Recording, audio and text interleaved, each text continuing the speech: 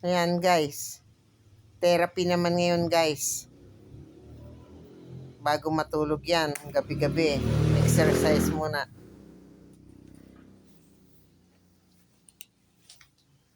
Parang ang bilis naman. Binibilang pa kaya guys. Ayan. Nakakaganhawa naman. Itong kabila naman. San ka pa guys? Pag mo ganito, araw-araw masahiin ka. Parang hindi na tumataas Napagod na yata. Ito namang isa.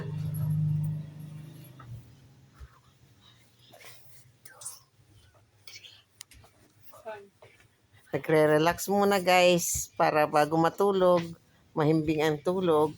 Oh.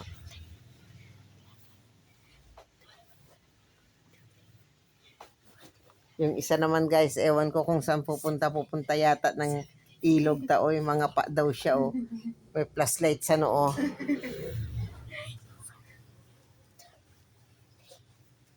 Ay salamat. Saan ka pa guys? May apo kang ganito kasi pag magmasahe. Thank you for watching. Salamat guys. Ayan, sinisipag pa siya. Thank you for watching. Good evening.